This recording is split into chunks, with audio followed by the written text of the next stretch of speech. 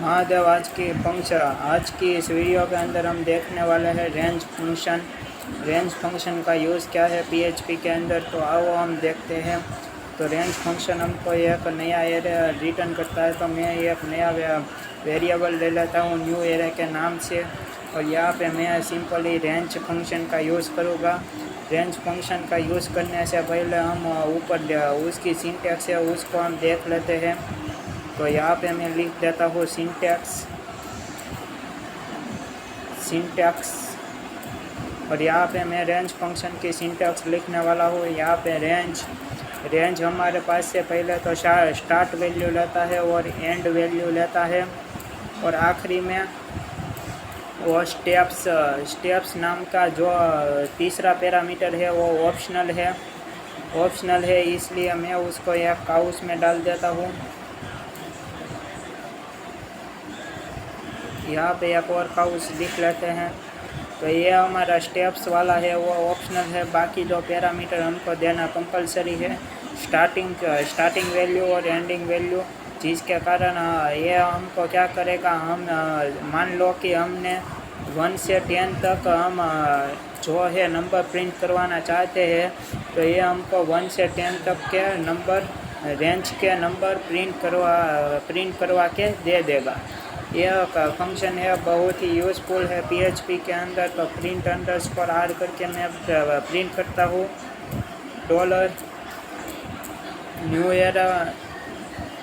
New array की value को मैं प्रिंट करता हूँ। तो जैसे ही मैं इसको रन करूँगा तो यह मुझको एक एरे के रूप में 1 से लेकर 10 तक के नंबर है वो मुझको सारे के सारे प्रिंट करके दे देगा। बहुत ही काम का यह फंक्शन है। हम 1 से लेके 100 तक के भी नंबर को हम यहाँ पे प्रिंट करवा सकते हैं। तो देखो इसने 100 तक हमको नंबर दे दिया है। अब स्टेप्स वाला ऑप्शनल पार्ट भी हम दे सकते हैं। ये क्या करेगा, अगर हम 2 देंगे तो ये 2 का इंक्रीमेंट करेगा, वह बाय डिफ़ॉल्ट तो ये 1 ही होता है। अगर हम 10 देंगे तो ये 10 का इंक्रीमेंट करेगा। तो देखो यहाँ से 1, 11, 21, 31, 41, 51, 61, 71, 81 और 91 तक 10 का इंक्रीमेंट होके आ गया है।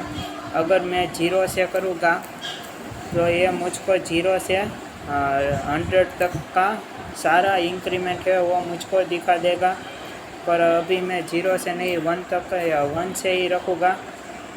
अब हम यहाँ पे न्यूमेरिक वैल्यू ही नहीं, हम यहाँ पे अल्फ़ाबेट को भी प्रिंट करवा सकते हैं। उसका की भी एक एग्जांपल हम ले लेते हैं।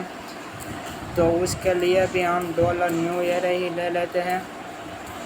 New array equal to range function का यूज़ करूँगा मैं, और रेंज के अंदर मैं क्या करने वाला हूँ, मैं सिंपली ए से मैं कहाँ तक जाना चाहता हूँ वो लास्ट वैल्यू भी मुझको देनी होगी। ऐसे मैं जाना चाहता हूँ x तक, तो यह मुझको A to X का सारा जो है अल्फ़ाबेट का वो मुझको प्रिंट करके देगा।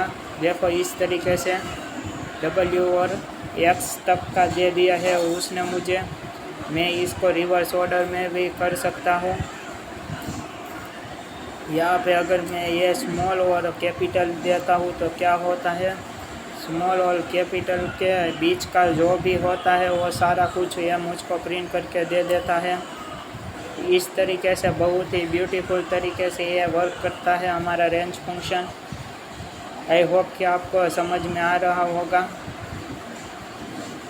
और इस रेंज फंक्शन को मैं अब आपको एक फॉर ईच लूप में सीधा डायरेक्ट यूज़ कैसे करते हैं वो भी मैं आपको बताता हूँ। तो यहाँ पे मैं लिख लेता हूँ फॉर ईच लूप, और उसके अंदर मैं सिंपली यूज़ करता हूँ रेंज फंक्शन। मुझे ए से कहाँ तक का चाहिए, ए to Z तक का ही मुझे चाहिए। यहाँ पे मैं एक वेरिएबल ले लेता हूँ लेटर के नाम से, और अब मैं इस लेटर को प्रिंट करवा देता हूँ इको करके, इको $लेटर लेटर हो, यहाँ पे कॉन्केटिनेशन का साइन भी यूज़ कर देता हूँ।